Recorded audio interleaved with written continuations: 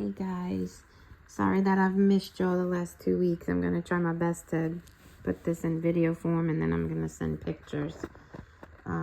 Sometimes the talking makes me a little nauseous, so if I stop, forgive me. All right, so here's some must knows, buddy.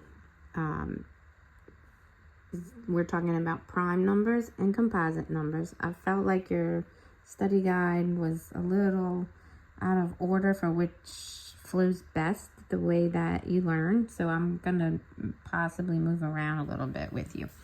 But some must knows on what we're working with here. We're dealing with prime numbers and composite numbers, right? So a must know is that 0 and 1 are neither prime nor composite.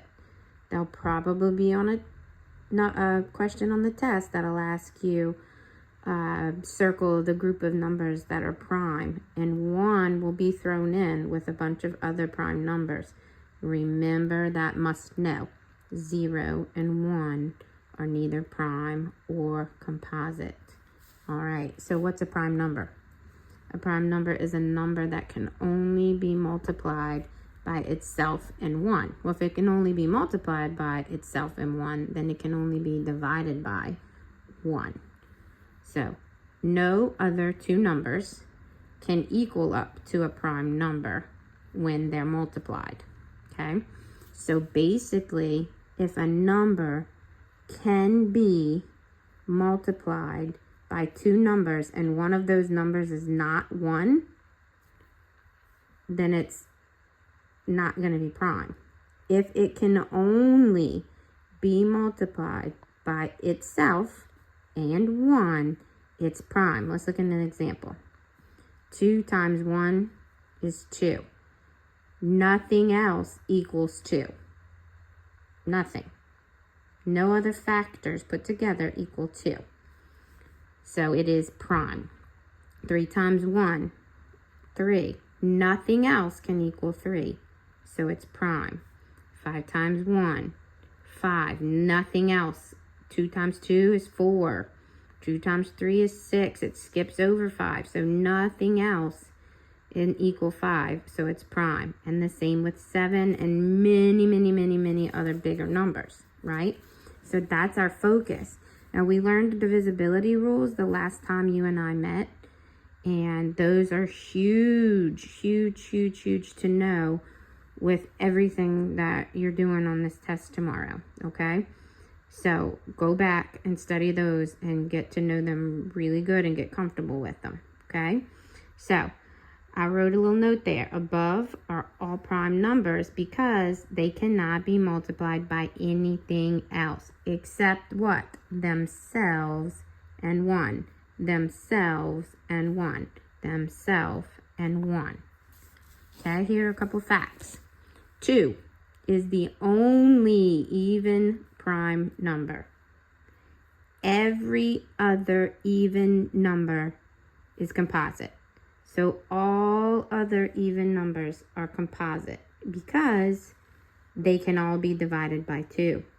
So if they can all be divided by 2, then they can all be multiplied by 2. So can they be multiplied by more than 1? Yes.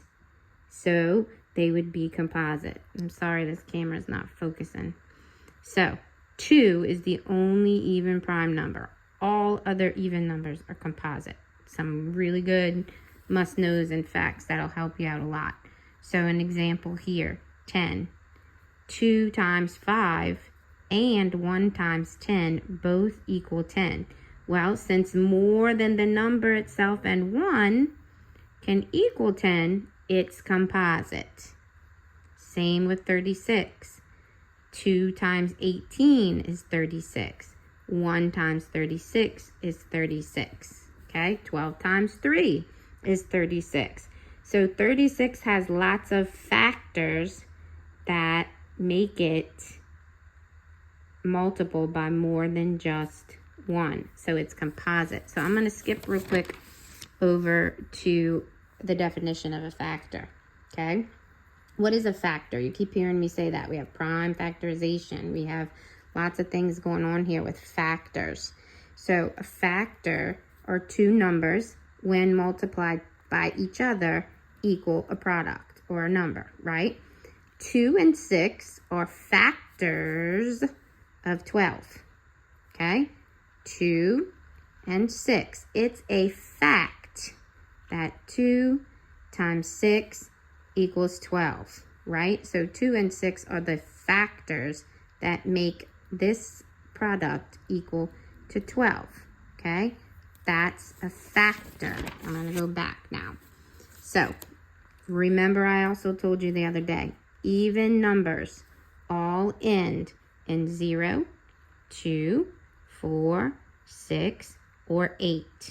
If you see a number that ends in any of these, it's automatically composite because it's even, except when number 2 is all by itself. Remember that fact, okay? So any number, 100, 1024, any number that ends with 0, 2, 4, 6, or 8 is going to be composite because it is even.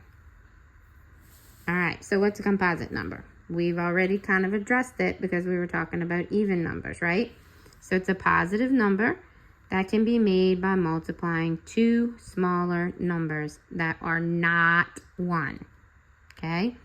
Again, so if it can be multiplied by only 1, it's prime. If it can be multiplied by 1 and some other numbers that equal it, it's composite. Since every number can be multiplied or divided evenly by 1, they all start with at least 1. If it can be multiplied or divided by another set of numbers, then it is composite, okay? I'm saying the same thing more than once because I want you to hear it. I'm saying it to you in some words and I'm reading it to you the way that I wrote it, okay? So, example of that is the number 24. The factors of 24 could be 1 times 24. It could be 2 times 12. It could be 3 times 8. It could be 4 times 6, right?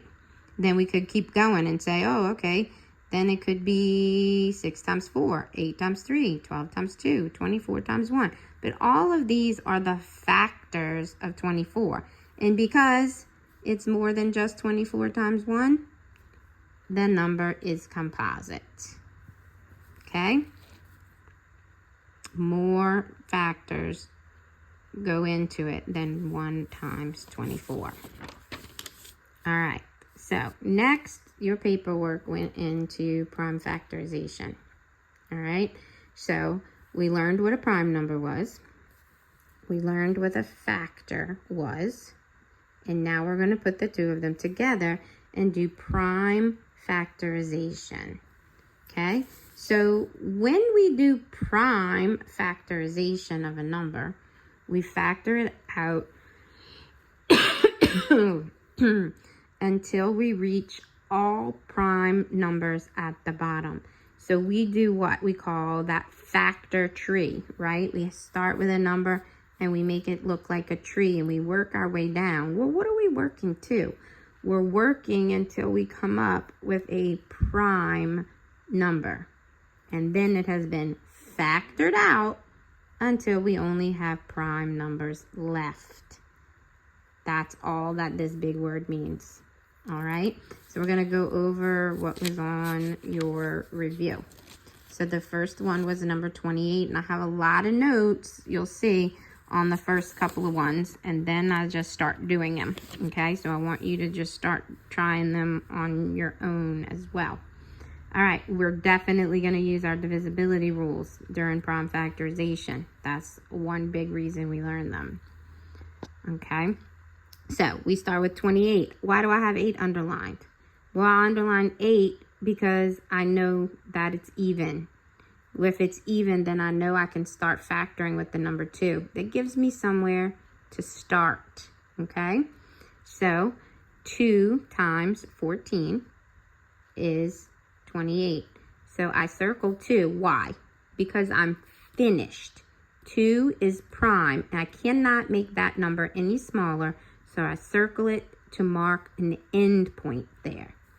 Now I'm going to 14. 14 is also ending in an even number, 4. So I know, again, I can use 2. 2 times 7 equals 14, right? So I'm done.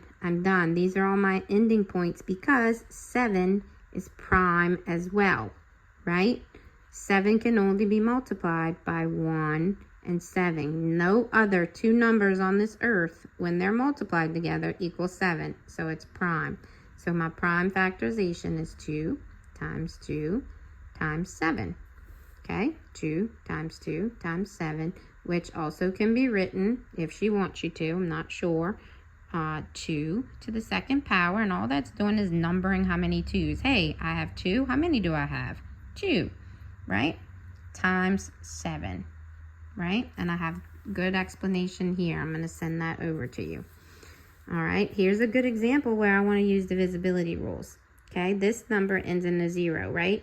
Yes. So does 0 represent an even number? Yes. Could I start with 2? Yes.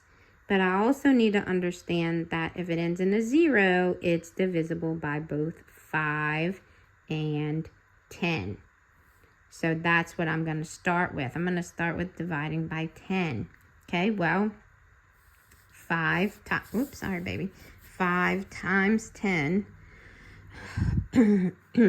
5 times 10 is 50. I've circled the 5 because that's my end point. 5 is prime. And then now I'm going to continue with 10, which is 5 times 2. Again, now I'm finished because all these numbers are prime. 5 times 2. Now watch if I multiply it out. 5 times 5 is 25. And 25 times 2 is 50. Okay, again, 5 to the second power, or 5 squared, because I have 2 5s times 2. All right, so I did every single problem and have made some notes for you, but you can go ahead and go through those with mom or dad and do your very best. But they're all worked out for you, some of them reminding you of what your divisibility rules are. Let's take a look at this one together real quick. Okay, 108 ends in what? 8. And 8 is an even number, right? So I can start with 2. 2 times 54 is 108.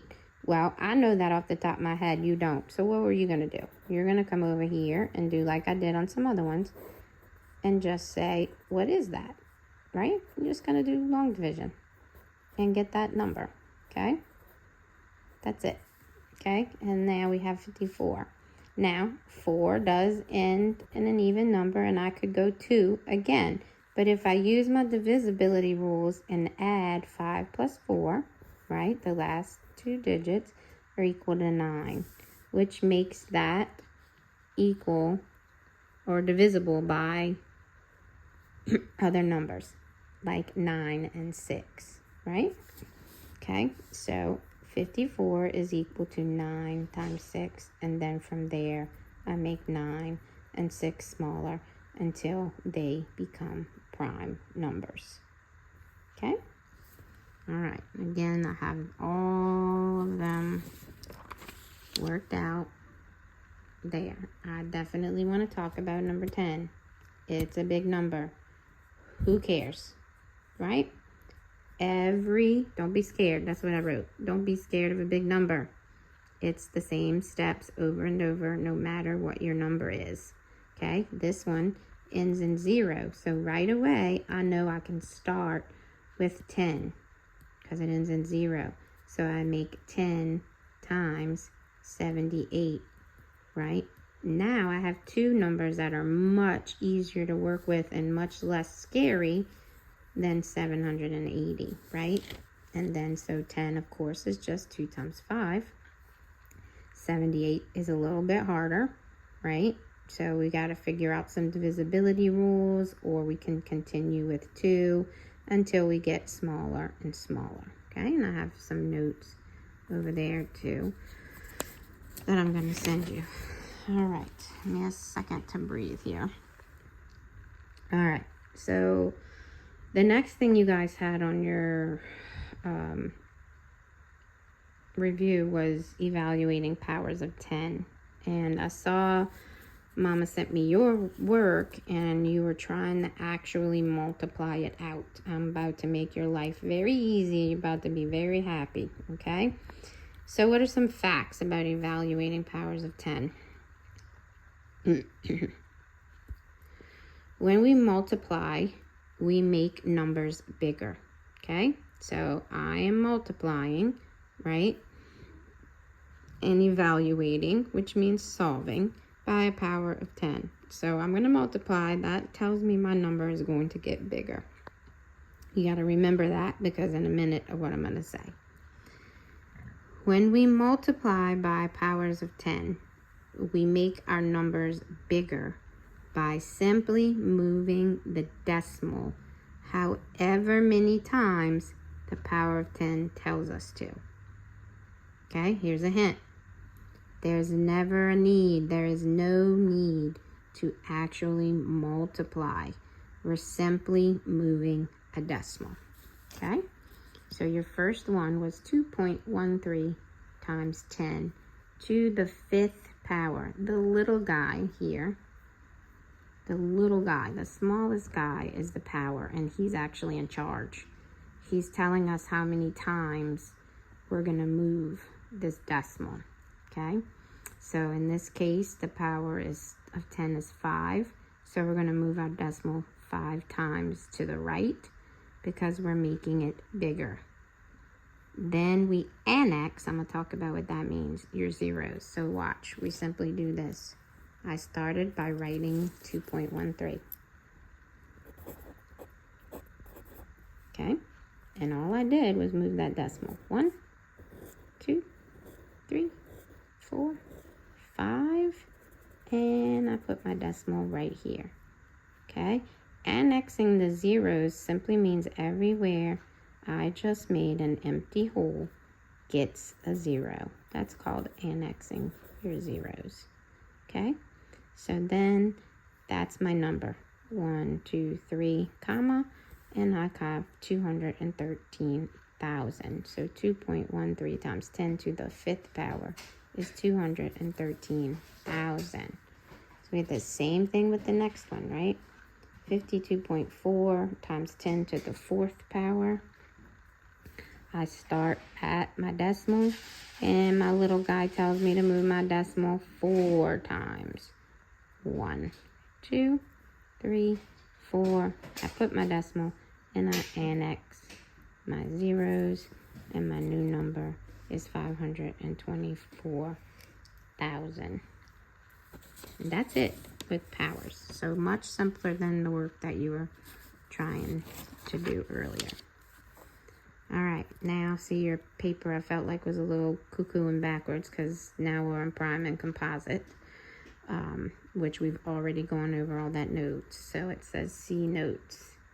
See your notes. That's just to remind yourself of what's prime and what's composite. So all of 16 through 20 is listed here.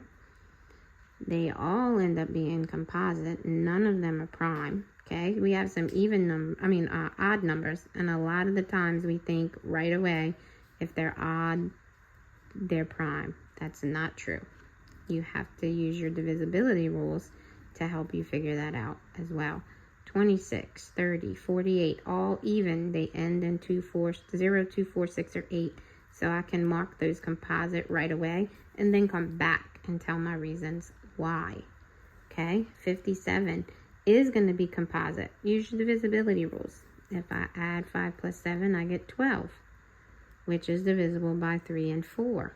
So then I can say, okay, what times 3 is 57? And if I get a correct answer, then I know I have a composite because it can be multiplied by more than 1. Same thing with 51, and you'll see those notes, okay? Big info here. Review your divisibility rules I gave you, and then check my answers. You got several of them right on what Mom sent me, and several of them wrong, okay? These are the correct answers for sure, okay? So I need you to go back, read those rules, get good at them, and retry these. I think that you're going to do great, buddy, and I hope that this helps you out a lot, dude. Good luck.